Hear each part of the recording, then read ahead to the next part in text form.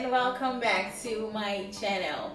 So today, yes, I'm going to show you guys how to convert a sheet cake to half a sheet cake, or I'm going to show you at the same time I'm going to show you how to frost it or cover it in ganache and get those sharp edges we all desire before you decorate with fondant. So if you want to see how that goes okay, before that, could you please subscribe to my channel and like this video? Please like this video now, please. Thank you. Okay, so if you want to see how that goes, stay tuned and keep watching. So guys, today I'm going to show you how to convert your sheet cake to half a sheet cake. And usually when I make half a sheet cakes I usually make them for like maybe a short cake or a doctor themed cake, like those cake where I need like a rectangular shape to be able to make the design. Yes, that's what I use them for. And usually you do not have to buy a sheet pan. Usually most ovens come with like a sheet pan. Aside the rack, there's also like this wide pan that is a sheet pan. So that was what I baked in today, and it's important for you to line the pan with parchment paper aside, rubbing it with some flour and some butter so it doesn't stick. It's important you use parchment paper because that way you can use it to lift it and it won't break apart on you. Some of these still broke apart a little, but like imagine I didn't line it at all, it would have stressed me the fuck out. So it's important that you buy parchment papers to line the pan before you pour your butter into it and bake. And aside that, it helps bake it evenly because it has a wide surface area, so when your heat is not well distributed in the oven, it helps, like, I don't know, it just helps bake it evenly, if that makes sense. Okay, so guys, what we're going to do is we're going to cut it into two. What I did was I made a line in the middle, yeah, and then I cut the cake into two, and then I'm going to take one part out and put it on my board. And this board is 40 centimeters. Yes, 40 centimeters on both sides. So if you're buying a board for your sheet cake, usually you can buy a board that is 40 by 40 centimeters, or 40 by 30 centimeters works as well for half a sheet cake. Yes, so 40 by 40 centimeters or 40 by 30 centimeters. And if it is round like this one, it can be 40 by 40 centimeters. Yes. Okay, so now I'm going to take the other half and I'm going to put it on top of this one. Notice the parchment paper is helping me lift it easily. That way, like, I don't have to, it won't be sticking or like breaking apart while I'm trying to lift it. So that's the reason why you need to use the parchment paper. So now I'm going to trim it. I'm going to make the top the same thing with the bottom. Yes, that's what we're going to do. And guess who's going to eat the the excess trimmed out parts? I don't know who's going to eat it. Okay, guys.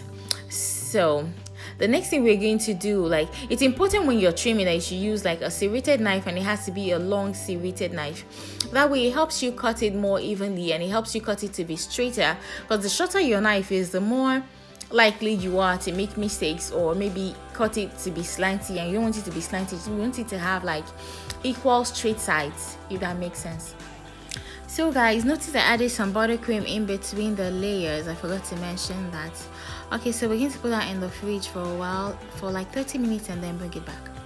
So after 30 minutes, what we want to do is to, like, okay, you don't have to trim it again, but I just felt it wasn't straight enough because, you know, I like it to be perfect. Okay, so I trimmed it again just so it could be really straight. And now I'm going to cover it with ganache. Anyways, this is a vanilla chocolate marble cake. And if you want my vanilla cake recipe, I'm going to put the link up above. It says click on me. Yes, click on that. It's an amazing vanilla cake recipe. Like, it is dope. Okay. So the next thing we're going to do is we're going to cover it in white chocolate ganache so it can give us the perfect straight edges. I don't cover this kind of cakes in buttercream because I want it to have like those really firm, sharp edges that will make your cake look nice and really professional. So guys, see what I'm saying? Yeah, this is what the cake turned out to be. It was a doctor themed cake. Okay, so we're going to ganache it right now, and I'm going to, okay, I have a video for how to make the perfect white chocolate ganache for the perfect kind of edges you want, because for this kind of cake you want it to have really sharp edges and you want it to look really nice. You don't want it to be sloppy or anything. You want it to look really sharp because it's a rectangle. It should be sharp.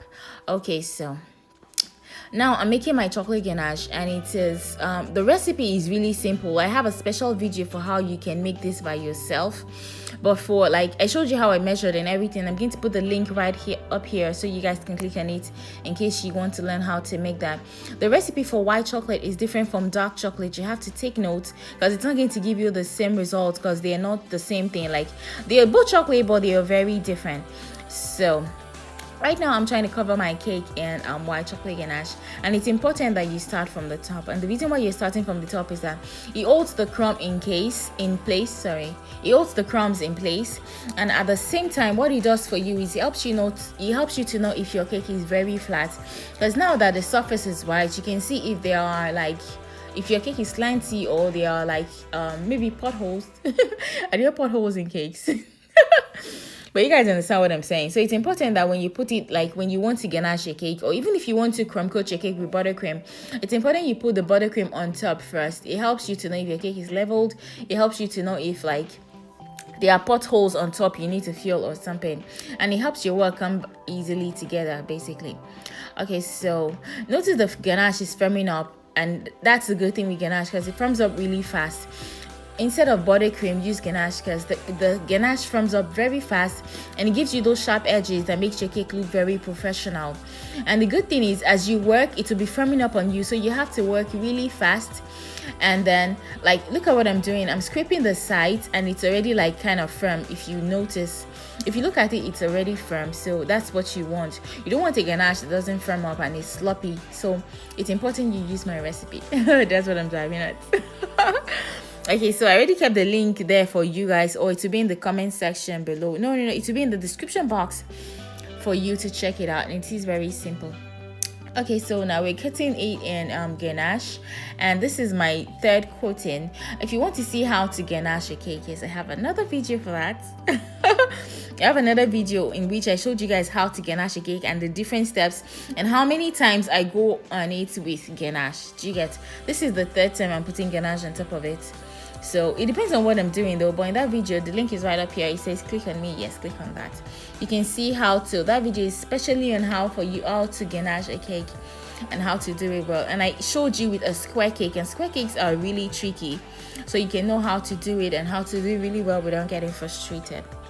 Okay guys, so I bought this tool recently. Yeah, a lot of people use it on Instagram and on social media basically, and like it looks like it works really well for them. Like I didn't like it at all. Like I felt like it was spoiling my board. It's okay for ganache because I'm still going to cover the board in fondant, but the stainless steel was too hard and it was scraping the paint off of my cake board. I don't know if you guys understand me, and it didn't work well at all. So like I don't know, I regret buying it. It was just a waste of money. So if you see this tool, take the advice from me guys, please don't buy. Okay, so I kind of used it, but I kind of ended up using my regular tool. Yes, I'm not trying to spoil anybody's business, I'm just giving you honest advice. Yeah, that's why you're on my page. Yeah.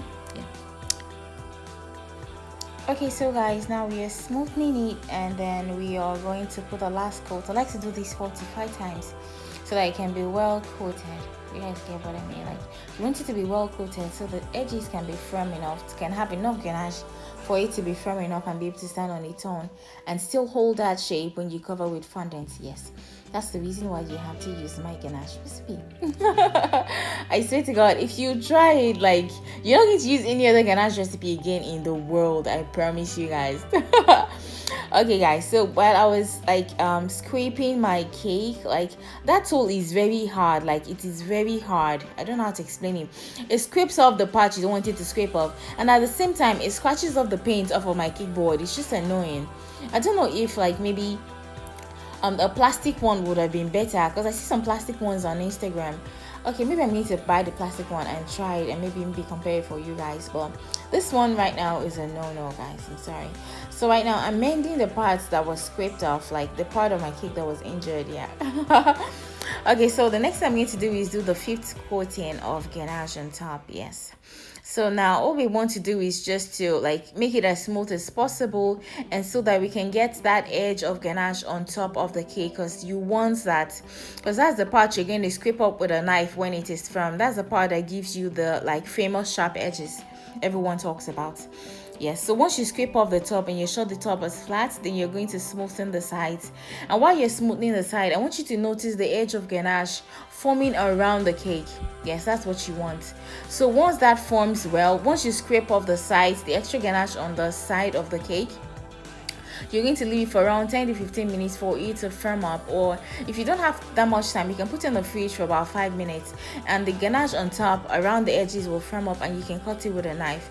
The trick to having the sharp edges is to cut it with a very sharp knife, and it has to be hot. So what I do is boil some water and put the knife inside that cup of water, the cup of hot water, and then the knife is going to be warm and it's going to cut through the ganache very nicely, seamlessly. They're not going to be maybe crumbs of ganache or weird looking cuts. Basically, it's going to cut very seamlessly, and it is going to give you that perfect sharp edges we are being talking about. So guys, once we are done, right now it's time to use a knife, and that's all she wrote, guys. So easy. And guys, if you haven't subscribed, come on, what are you waiting for? I'm giving you guys premium content, and I'm bringing it to you like twice a week. That's serious work. Please subscribe to my channel. Thank you so much. I'm waiting for you to subscribe right now. Yeah, click on subscribe right now. It is the red button. Let me spell it for you. SUBSCRIBE. Yes, that's subscribe. Just click on it. It's not very difficult. Okay, thank you guys. So thank you guys for watching today, and thank you for staying with me on this episode of whatever this is. I don't know. Okay, so thank you guys, and I'll see you in my next tutorial. And if you have any special request you'd like me to do for you, just send it to me in the comment section below, and I'll make sure to film a video for you guys on that particular topic. So thank you guys for being with me, and I'll see you in my next tutorial. Bye. I love you.